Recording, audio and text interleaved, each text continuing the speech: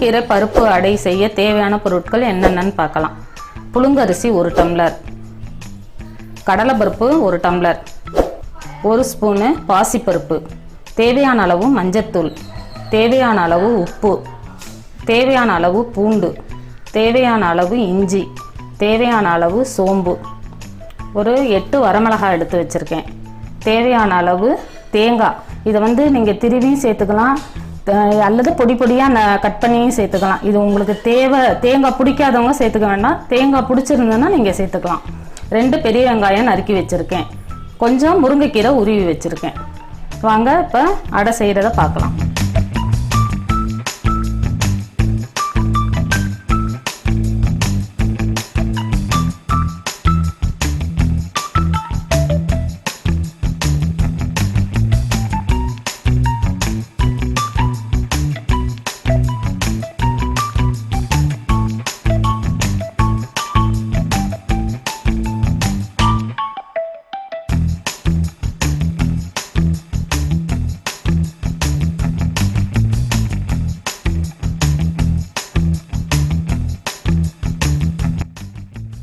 அடை மாவு இப்படி ரெடி ஆயிடுச்சு.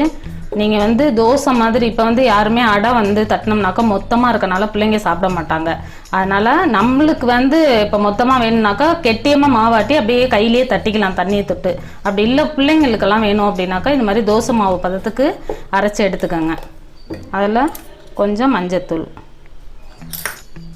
நறுக்கிய வெங்காயம்,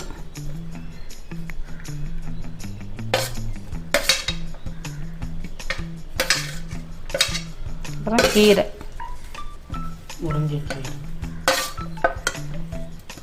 முருங்கைக்கீரை,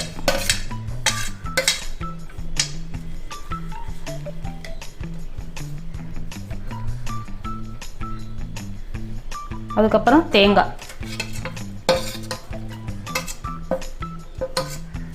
தேங்காய் இது மாதிரி பொடியாக கட் பண்ணி போட்டிங்கன்னா நல்லாயிருக்கும். தேங்காய்க்கு பதிலாக சொரக்காய் இருந்தாலும் அதை பொடிசாக இது மாதிரி கட் பண்ணி போட்டிங்கன்னா அடை நல்லாயிருக்கும்.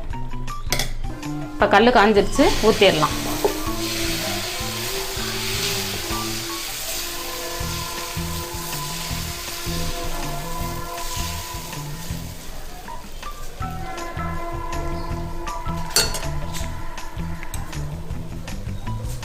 எண்ணெய் 2 ஸ்பூன் விட்டுக்கலாம். அடைக்கு கொஞ்சம் எண்ணெய் அதிகமாக சேர்த்திங்கன்னா நல்லாயிருக்கும். இப்போ முருங்கைக்கீரை பருப்பு அடை ரெடி ஆயிடுச்சு. இது சும்மாவே சாப்பிட்லாம். அப்படி உங்களுக்கு ஏதாவது தொட்டுக்கிட்டு சாப்பிட்ணும் அப்படின்னாக்கா தேங்காய் சட்னி ரொம்ப நல்லாயிருக்கும், சாம்பாரும் நல்லாயிருக்கும். இதை ஈஸியாக செஞ்சிடலாம். ரொம்ப ஹெல்த்தியானது, உடம்புக்கு நல்லது. சின்ன பிள்ளைங்க கீரைலாம் போட்டால் சாப்பிடாதுங்க.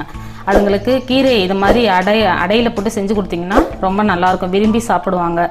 உங்கள் வீட்லேயும் இதை நீங்கள் செஞ்சு பாருங்கள். வீடியோ பார்த்த அனைவருக்கும் நன்றி.